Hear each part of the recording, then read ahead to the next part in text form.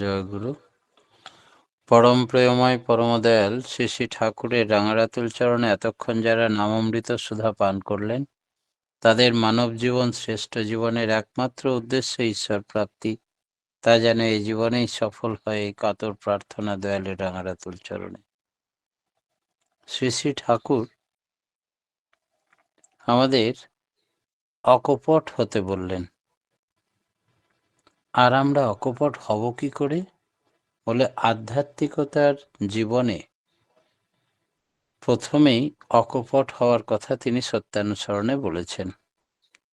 কপট ব্যক্তির ধর্মরাজ্যে প্রবেশের অধিকার থাকে না, তাই মন মুখ এক হতে হবে। তাই কপটতা আমাদের ত্যাগ করার উপায় কি?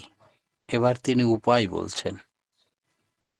একটা মানুষ যদি অকপট হবার ইচ্ছা থাকে, আমরা বেঁচে থাকতে চাই, বেড়ে উঠতে চাই, আবার ধর্মও করতে চাই, কিন্তু ডেফিসিয়েন্সি বা ত্রুটি আমাদের থাকতেই পারে, সেইগুলো সংশোধন করে নিতে হবে। আর যিনি ফাদার, পরমপিতা, তাঁর কাজে লিপ্ত থাকলে এই ত্রুটিগুলো তাড়াতাড়ি সংশোধন করা সম্ভব হয়। আমাদের লক্ষ্য রাখতে হবে ডিভাইন ইন্টারেস্ট, অর্থাৎ ঐশ্বরিক স্বার্থ যেন কোনোভাবেই হ্যাম্পার না হয়। ভুল ত্রুটি হবে, আবার শুধরে নেব, আবার শিখব, আবার তার কাজ করব। এই উঠাপড়া লাগার মাধ্যমেই সে নিখুঁত হয়ে উঠবে, ত্রুটি শূন্য মানুষ হবে। আর এই ত্রুটিপূর্ণ মানুষ আর ত্রুটি শূন্য মানুষের মধ্যে পার্থক্য কোথায়? শ্রী শ্রী ঠাকুর এর লাইফ জীবদ্দশায় আমরা জানি একটি ঘটনার কথা।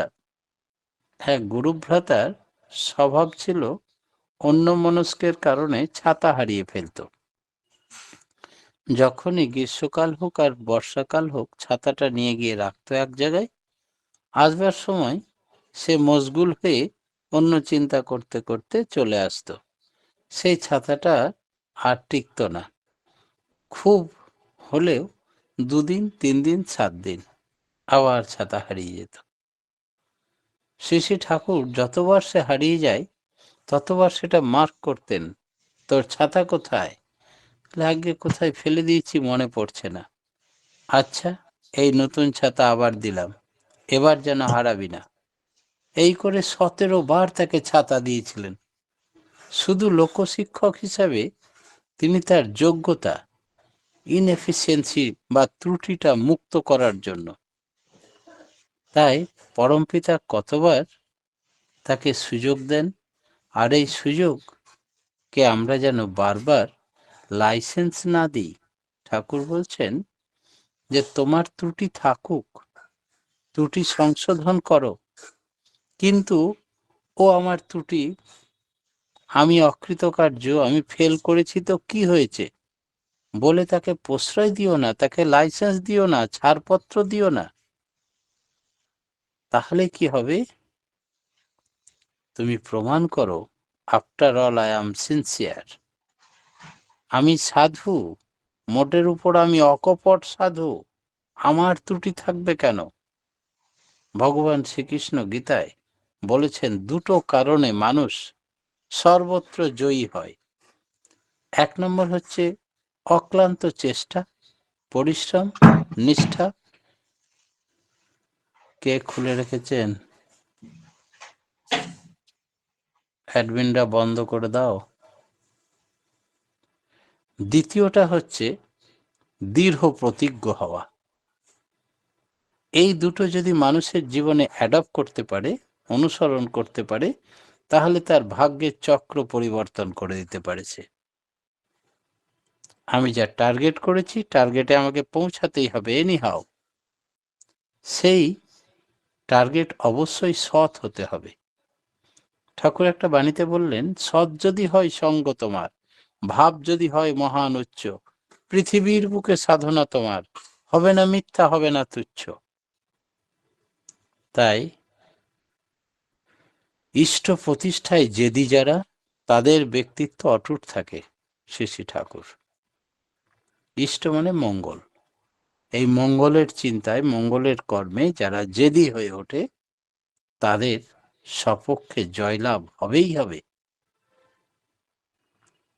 তাই আমরা অবশ্যই সিনসিয়ার হব, নিজের ত্রুটিকে, অকৃতকার্যকে প্রশ্রয় দেওয়ার জন্য সমর্থন করব না, লাইসেন্স দিয়ে দেব না। তাহলে আর সাধু হতে পারবো না। তার কারণ সাধু মানে ত্রুটিহীন ব্যক্তি। ত্রুটি নেই এমনতর মানুষ নেই। আমরা সবাই শিখতে এসেছি পরমপিতার কাছে। পরমপিতার স্কুলে ভর্তি হওয়ার পরে আমাদের ভুল ত্রুটিগুলো একটা একটা করে ধরা পড়ে। আর একটা একটা করে ধরা পড়লেই তাকে ছুঁড়ে ফেলতে হয়, আর আশ্রয় প্রশ্রয় দিতে নাই। আস্তে আস্তে আমরা একটা একটা করে ত্রুটি মুক্ত হয়ে একেবারে নিটোল নিখুঁত খাঁটি মানুষে পরিণত হব। তবেই আমরা অমৃত পথযাত্রী। ভুল হোক, ত্রুটি হোক, কিন্তু প্রত্যেক ভুলের সংশোধন আছে। আমরা আস্তে আস্তে সংশোধিত হব।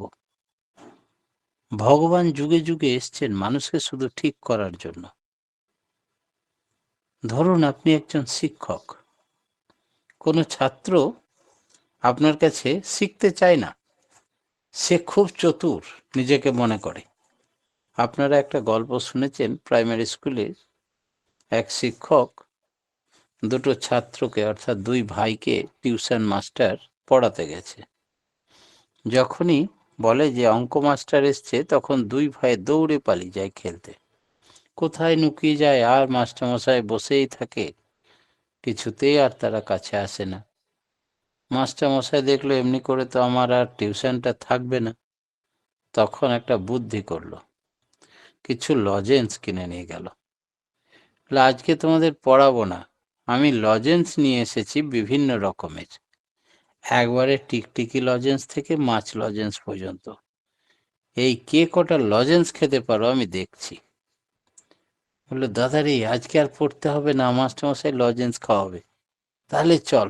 ওরা লুকিয়েছিল আড়ালে, দুই ভাই এসে বসেছে।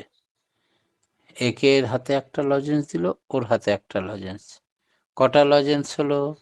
হলো দুটো। এবার একটা টিকটিকি খেলে, তো এবার একটা এই চকলেট খাও। তাহলে কটা লজেন্স হলো? তাহলে দুটো দুটো, চারটে লজেন্স। বেশ, এবার তুমি একটা লজেন্স, মাছ লজেন্স খাও, তো অমুক একটা খাও।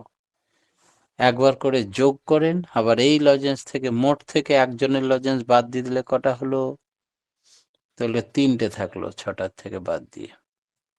তখন বড় ভাই, যে খুব চালাক, সে বলে, ওরে ভাই, আমাদিকে কায়দা করে অঙ্ক শিখিয়ে দিচ্ছেন মাস্টারমশাই, পালিয়ে চল, আর আমাদের লজেন্স খেয়ে কাজ নেই। আবার দৌড়ে পালিয়ে গেল। মাস্টারমশাই সুকৌশলে অঙ্ক শিখিয়ে দিচ্ছেন, সেটা ধরে ফেলল। তাতে লাভ কি হলো? সেই ছাত্ররা বদমাইশ তৈরি হলো, মাস্টারের কথা মতো চলল না, ক্রিমিনাল অ্যাক্টিভিটির সঙ্গে যুক্ত হলো বড় হয়ে। তখন আর আফসোস করলে উপায় থাকে না। পরমপিতা আমাদের ওয়ার্ল্ড টিচার, বিশ্ব শিক্ষক। তিনি আমাদের শিক্ষা দিতে এসেছেন। সোজা সরল মনে তার শিক্ষা গ্রহণ করলেই আমরা ধন্য হব। বেশি চালাকি করে আমার ঘুম ভাঙে না, আমার আলস্য, আমি কর্মব্যস্ত, আমার সময় নেই, এই রকম ভাবে এড়িয়ে চললে, অজুহাত বলে যে হাতটা আছে তাকে যদি বেশি গুরুত্ব দিই, তাহলে নিজে বঞ্চিত হব, ভগবানের কিছু আসবে না, যাবে না। সেই চালাক ছাত্রর মতো ক্রিমিনাল হতে হবে। ভগবান না থাকলে তার যা হয়, ইষ্ট না থাকলে অনিষ্ট তাকে আক্রমণ করবে। এই ভগবান মানে কি? ভগবান মানে ভগ। ভগ কোন ধাতু থেকে এসছে ঠাকুর একবার বললেন, একটা ডিকশনারি নিয়ে এসো। ডিকশনারি নিয়ে এসে দেখা গেল ভগ মানে সর ঐশ্বর্যশালী, আর ভগবান মানে ভজমান। ভজ ধাতু থেকে এসছে। তাহলে যিনি সব সময় ভজমান, নাম ধ্যান এই নিয়ে যিনি মগ্ন থাকেন, তিনি ভজমান থাকলেই ঐশ্বর্যশালী হয়ে উঠবেন। আর ঐশ্বর্য তার পিছনে ছুটে বেড়াবে, ঐশ্বর্যের জন্য তাকে ছুটতে হবে না। তাহলে আমাদের লস কোথায়? সব দিকে দিয়ে পার্থিব জগৎ, আধ্যাত্মিক জগতের সার্বিক লাভ, জ্ঞান, বিবেক, বৈরাগ্য, ত্যাগ, তিতিক্ষা সব পাওয়া যাবে শুধু নাম করলে। নামই হচ্ছে মানুষের আসল ভিত্তি, সৃষ্টির আদি ইউনিট। সেই জন্যই ঠাকুর নামের উপরে এত গুরুত্ব দিলেন। তাহলে ভগবান মানে কি হলো? ভজমান। এই ভজনমান যিনি, তিনি মূর্ত ভগবান, আর তিনি ভক্ত। তিনি টের পান না যে তিনি ভক্ত বা তিনি ভগবান। এই নাম ভজতে ভজতে তিনি কখন অজান্তে ভগবান হয়ে ওঠেন। লোকে তাকে বলে, আপনি বাকসিদ্ধ, আপনি ভজনমান, আপনি ভগবান। আর পার্থিব জগতের মানুষ দেখে ওর তো কোনো অভাব নেই, সমস্ত ঐশ্বর্যে ঐশ্বর্যবান। সেই জন্যে ভগবান বলেছেন, ভগবান বিষ্ণু, না হং তিষ্ঠামি বৈকুণ্ঠে যোগিনাং হৃদয়ে ন চ মদ্ভক্ত যত্ত গায়ন্তি তত্ত্ব তিষ্ঠামি নারদ। ভগবানকে নারদ জিজ্ঞেস করছেন, আপনি কোথায় থাকেন? বলে, যেখানে আমার ভক্ত আমার ভজন কীর্তন নাম ধ্যান করে আমি সেখানেই বিরাজ থাকি। শরৎদা ধ্যান করতে বসলেই ঠাকুরের সঙ্গে কথা বলতেন। ঠাকুর একদিন বলছিলেন সে কথা প্রফুল্লদাকে শুনিয়ে, যে শরৎ যেখানেই নাম করতে বসে এমনভাবে কাতরভাবে ডাকে আমি না গিয়েই পারি না। এই হচ্ছে ভগবান নাম আর নামের মধ্যে পার্থক্য। তিনি সেখানে যেতে বাধ্য হন। সামনেই আমাদের দোল উৎসব। এই দোল উৎসবের মানে কি, তাৎপর্য কি? শ্রী ঠাকুর বললেন, দোল উৎসবের তাৎপর্য হচ্ছে আমরা বাঁচি। এই বাঁচার সম্বেগের মধ্যে আকুঞ্চন আর প্রসারণ, রাধা স্বামী, এই আকুঞ্চন প্রসারণের ভেতর দিয়ে আমরা এগিয়ে যাই। যেমন করে ইঞ্জিন ছুটতে পারে, এগিয়ে যেতে যেতে যে স্ট্যামিনা, স্থৈর্য শক্তি অর্জন করি, তাই হলো দোল উৎসবের ফল প্রাপ্তি। একেই বলে বাসন্তী উৎসব। নতুন করে শরীরে মনে দেহে রং লাগে, নতুন উদ্দীপনা ফিরে পায়। এই সময় কিশলয় বা নতুন পাতা গজায়, গাছের পুরনো পাতা ঝরে যায়, আবার এক বছর এই পাতা দিয়েই সে সালোক সংশ্লেষ প্রক্রিয়ার মাধ্যমে সুন্দর সুষ্ঠুভাবে আহার তৈরি করতে পারে, সংগ্রহ করতে পারে। তাই দোল উৎসব প্রয়োজন। অগ্নিহোত্র মানে কি? আচার্যদেবকে অগ্নিমুখ বলা হয়। অগ্নিহোত্র মানে শব্দের একজনকে শ্রী ঠাকুর বললেন, ডিকশনারিটা নিয়ে আয়। তিনি ডিকশনারি নিয়ে এলেন, বলেন, দেখ তো আচার্যকে কেন অগ্নিহোত্র বলা হয়, অগ্নিমুখ বলা হয়? অগ্নি মানে কি? অনক ধাতু থেকে এসছে অগ্নি কথাটা। ঊর্ধ্বে গমন, ঊর্ধ্ব গমনে যিনি আমাদের গাইড করেন তিনি আচার্য। আর হোত্র মানে, হোত্র শব্দ ধাতু এসছে হু ধাতু থেকে, মানে হোমকরণ, টু ইনভোক, আহ্বান। হোম কথাটা হু ধাতু থেকে এসেছে। তাই আচার্যকে বলা হয় অগ্নিমুখ। মানে অগ্নির প্রতীক। আচার্যকে ধরেই অগ্নিহোত্রের অনুষ্ঠান করতে হয়। অগ্নি মানে অনক ধাতু থেকে, মানে ঊর্ধ্বগমন, অর্থাৎ বিকামিং, সম্বর্ধনা। আর হোম মানে টু ইনভক, আহ্বান করা। তাই অগ্নিহোত্র মানে যার দ্বারা আমি বিকামিংকে আহ্বান করব, অর্থাৎ সম্বর্ধনাকে আহ্বান করতে পারি।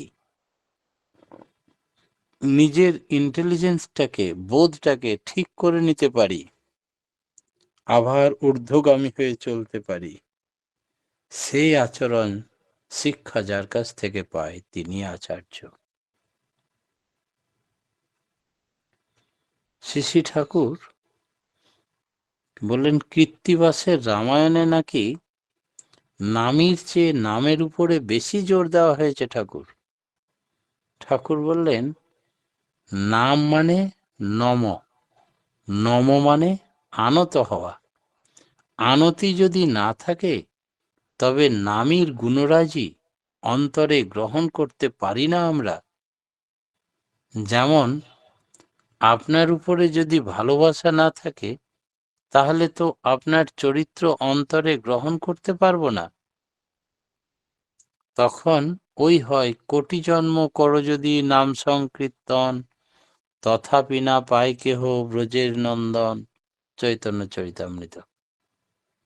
তাই প্রথমে চাই নর্মাল অ্যাডারেন্স, ক্যারেক্টার ইমবাইব, চরিত্র অন্তরে গ্রহণ হতে হবে।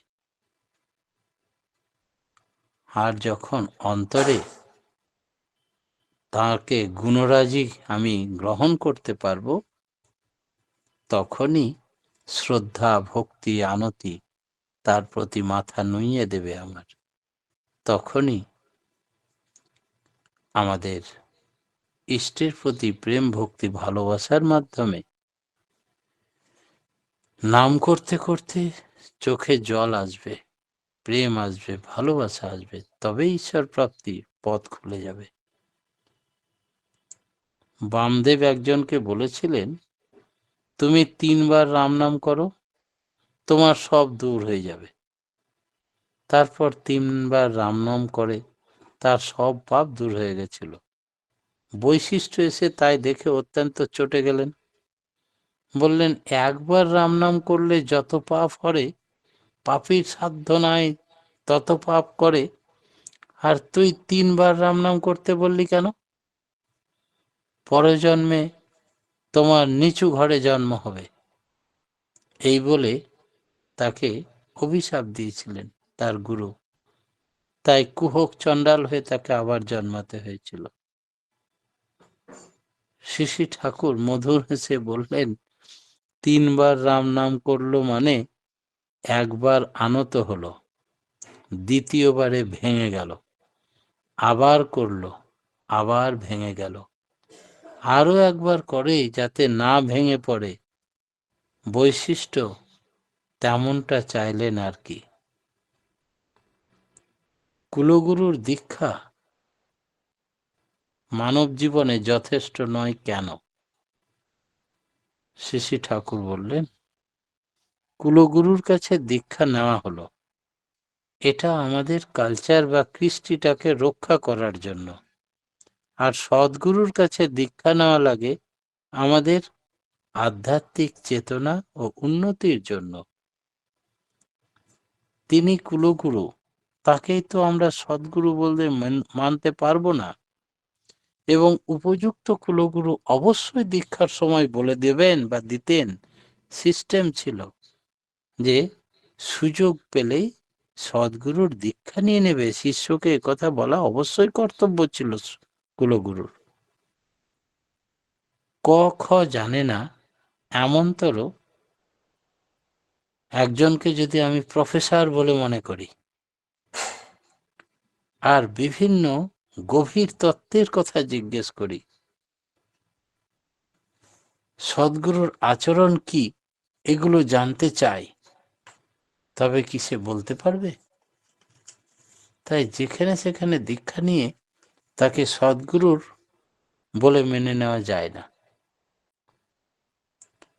মানব জীবনে বানপ্রস্থ আসে কখন?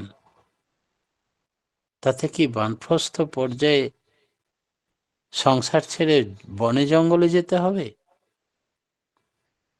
শ্রী ঠাকুর বললেন, এসব হলো শঙ্করাচার্যের অর্থাৎ বুদ্ধের পরবর্তী যুগের কথা। আমাদের কোনোদিন এরকম ধারণা ছিল না। আমাদের বানপ্রস্থ ছিল বিস্তারে গমন। আমরা যেটা এখন করি, বিস্তারে অস্তিত্ব হারাও কিন্তু নিভে যেও না। আমরা অনলাইনের মাধ্যমে একটা পরিবারের মধ্যে আর সীমাবদ্ধ নই, একটা এলাকার মধ্যেও নই, একটা রাজ্যের মধ্যেও নই। আমরা বিস্তীর্ণ হয়ে পড়েছি, বিস্তার লাভ করেছি। এক প্রান্ত থেকে অপর প্রান্তে আমরা ইষ্টের কথা পৌঁছে দিতে পারি, দুবেলা ইষ্ট প্রসঙ্গ করতে পারি। তার মানে আমরা নির্দিষ্ট গণ্ডিবদ্ধ সংসারে আবদ্ধ থাকব না, বহু সংসারের আপনজন হতে পারি, বহু দায়িত্ব মাথায় নিতে পারি। প্রপজ্ঞা মানে যে সন্ন্যাস হয়েছে তাও ওই বুদ্ধ পরবর্তী যুগে, কিন্তু আসলে তা নয়। প্রপজ্ঞা মানে হলো পূর্ণভাবে কৃষ্টিমূলক চলন। বানপ্রস্থ পর্যায়ে প্রপজ্ঞা আসে। ট্রুলি কালচার গো, পূর্ণভাবে কৃষ্টিমূলক চলন। বানপ্রস্থর বয়স হলেই, অর্থাৎ 50 ঊর্ধ্বে বয়স হলেই তখন এই বানপ্রস্থ পর্যায়ে আসে। তখন আমাদের পূর্ণভাবে কৃষ্টিমূলক চলনে চলতে হয়, প্রবৃত্তি চলন ছেড়ে। পরম পিতার রাঙারাতুল চরণে প্রত্যেকের সার্বিক মঙ্গল প্রার্থনা জানিয়ে আজকের মতো আমি আমার ক্ষুদ্র বক্তব্য এখানে শেষ করলাম। জয় গুরু। জয় গুরু দাদা। আমরা আজকে দাদার কাছ থেকে খুব সুন্দর আলোচনা শুনলাম যে শ্রী শ্রী ঠাকুর অকপট হতে বললেন, মন ও মুখ এক হতে হবে। ইষ্টকর্মে লিপ্ত থাকলে ত্রুটিমুক্ত হওয়া যায়। অক্লান্ত চেষ্টা এবং দৃঢ় প্রতিজ্ঞ হলে ভাগ্যে চক্র পরিবর্তন হয়। তার জন্য সৎ হতে হবে। ভগবান যুগে যুগে এসেছেন আমাদের শিক্ষা দিতে। ভগবান মানে ভজমান, যিনি সর ঐশ্বর্যশালী। তার নাম করলে সব পাওয়া যায়। যেখানে ভক্তরা নাম ধ্যান করেন সেখানে ভগবান বিরাজ করেন। আর অগ্নিমুখ হলো আচার্য, যিনি ঊর্ধ্বগমনে গমনের সাহায্য করেন বিস্তারের জন্য। নাম মানে নম, তার প্রতি আনত হলে নামীকে পাওয়া যায়। আর আধ্যাত্মিক চেতনার জন্য সদ্গুরুর কাছে দীক্ষা নেওয়া উচিত। বানপ্রস্থে বিস্তারে অস্তিত্ব হারাই আমরা পূর্ণভাবে কৃষ্ণমূলক চলনে চলতে হয় বানপ্রস্থ পর্বে। খুব সুন্দর আলোচনা দাদা, আমরা সমৃদ্ধ হলাম। পরমপিতা রাঙারাতুল চরণে আপনার সার্বিক মঙ্গল প্রার্থনা করি। আপনি সুখে শান্তিতে আনন্দে থাকুন পরমপিতাকে নিয়ে। আপনার পরিবার পারিপার্শ্বিক সবার নিরোগ দীর্ঘায়ু ইষ্টচ্ছল জীবন কামনা করি পরমপিতা রাঙারাতুল চরণে। জয় গুরু দাদা, ভালো থাকুন এবং সুস্থ থাকুন, আর এইভাবে আলোচনা করে আমাদের সমৃদ্ধ করুন। জয় গুরু।